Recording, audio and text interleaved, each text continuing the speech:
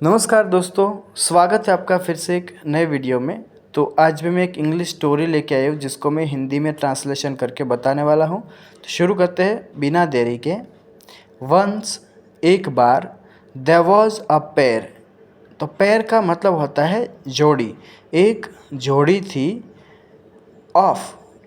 तो ये ऑफ है जिसका मतलब होता है की होता है। ऑक्सन, ऑक्सन क्या होता है दोस्तों? जो बेल होते हैं ना उसको बोलते हैं ऑक्सन। तो बेलों की एक जोड़ी थी हु, जो toiled day and night. Toiled का मतलब होता है दोस्तों मेहनत करना, कड़ी मेहनत करना ऐसा बोल सकते हैं, या तो मेहनत करना बोल सकते हैं। डे एंड नाइट, रात और दिन एक बेलों की जो जोड़ी थी वो मेहनत करती थी। देवर टाइड, तो देवर टाइड का मतलब होता है उन्हें बांध दिया गया था टू अ वैगन, एक गाड़ी से। वैगन का मतलब होता है गाड़ी। एक गाड़ी से बांध दिया गया था। दैट, जिसे दे हैड टू पुल। तो कुछ हैड टू मतलब कि करना पड़ता था ऐसा होता है। तो खींचना पड़ता था या तो खींचना था ऐसा बोल सकते हैं। तो उन लोगों को दोनों को एक गाड़ी से बांध दिया गया था जिसे उन्हें खींचना था या तो खींचना पड़ता था। वन डे, एक दिन, द ऑक्सन वर पुलिंग। तो जो बैल थे वर पुलिंग, खींच रहे थे। पुल का मतलब होता है खींचना। द वैगन, गाड़ी को खींच रहे थे। अलोंग अ बम्पी रोड, एक उबड़ खाबड़ सड़क पर। They had to use all their strength. They had to use मतलब कि उन्हें यूज़ करना पड़ता था, उपयोग करना पड़ता था। ऑल देयर स्ट्रेंथ मतलब कि अपनी पूरी ताकत लगानी पड़ती थी उसको या तो पड़ी।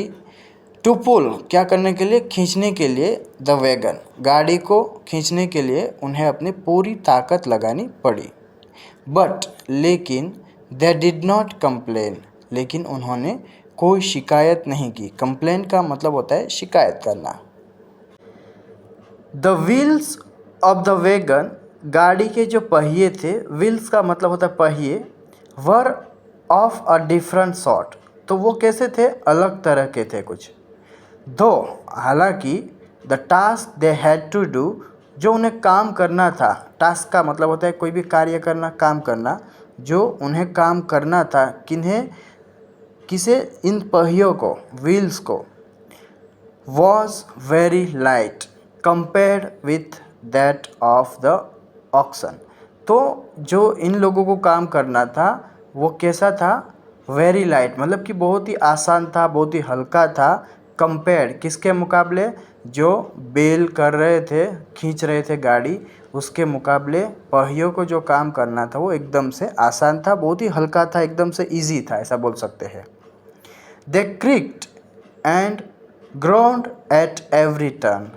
दे मतलब कि वे, व्हील की बात हो रही है यहाँ पर, पहिए की बात हो रही है। क्रिक्ड, क्रिक्ड का मतलब होता है दोस्तों चरमराते। एंड दूसरा और क्या होगा? ग्राउंड, ग्राउंड का मतलब होता है कराहते ऐसा बोल सकते हैं। तो आपको पता है जब कोई भी गाड़ी होती है, अगर आपने बैलगाड़ी देखी होगी, गांव विलेज में होती है, जो गांव का एरिया होता है वहाँ पर होता है, तो जब भी वो चलती है तो कुछ ना कुछ पहिए में से जो है आवाज़ आता है। तो इसकी बात हो रही है यहाँ पर।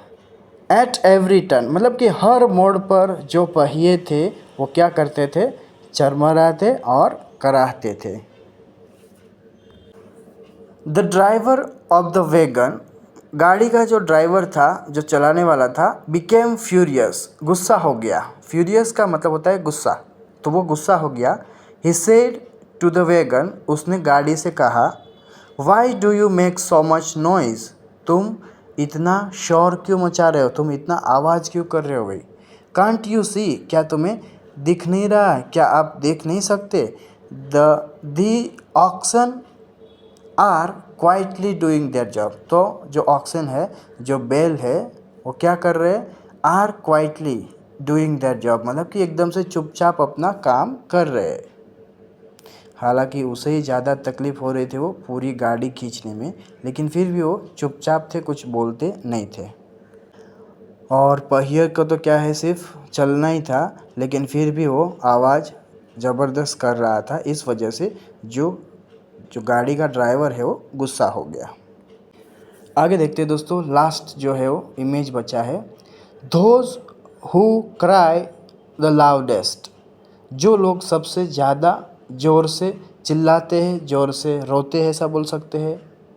मे नॉट बी द वंस, वो नहीं हो सकते। Who are hurt the most, जिन्हें सबसे ज़्यादा दुख हो या तो तकलीफ़ हो। तो एक तरीके से ऐसा भी हम बोल सकते हैं कि भाई जो लोग सबसे ज़्यादा ज़ोर से रोते हैं, चिल्लाते हैं, उन्हें सबसे ज़्यादा दुख या तो तकलीफ़ नहीं हो सकती। और एक तरह से हम ये भी बोल सकते हैं, जो लोग सबसे ज़्यादा ज़ोर से रोते या तो चिल्लाते हैं, हो सकता है कि उन्हें सबसे ज़्यादा दुख न हो, कम तकलीफ़ हो। तो मोरल ऑफ द स्टोरी है दोस्तों, sometimes those who suffer the most, sometimes का मतलब होता है कभी कभी, दोज जो हु सफ़र द मोस्ट, जो सफ़र का मतलब होता है कष्ट भोगना, कोई कुछ भी कष्ट को भुगतना या तो तकलीफ़ उठाना बोल सकते हैं। तो कभी कभी जो लोग कष्ट भोगते हैं, तकलीफ़ उठाते हैं, सबसे अधिक, द मोस्ट का मतलब होता है सबसे अधिक, सबसे ज़्यादा, कंप्लेन द लिस्ट। तो कंप्लेन का मतलब होता है शिकायत और लिस्ट का मतलब होता है कम। तो वे सबसे कम शिकायत करते हैं। तो कभी कभी जो लोग सबसे ज़्यादा कष्ट उठाते हैं या तो कष्ट भोगते हैं, तकलीफ़ उठाते हैं, वे सबसे कम शिकायत करते हैं। आज की हमारी ये स्टोरी का मोरल था दोस्तों। तो यहाँ ही अपनी स्टोरी ख़त्म होती है। आई होप सबको अच्छा लगा होगा स्टोरी। अगर अच्छा लगा तो ज़रूर से दोस्तों लाइक कीजिए, चैनल पर नए तो सब्सक्राइब कीजिए, बेल आइकन बटन को प्रेस करें और अपने दोस्तों के साथ इसको ज़्यादा से ज़्यादा शेयर कीजिए ताकि उन लोगों को भी हेल्प हो अपना इंग्लिश इम्प्रूव करने में। मिलते हैं दोस्तों एक नई स्टोरी में, एक नए वीडियो में। Till then take care, keep learning, have fun.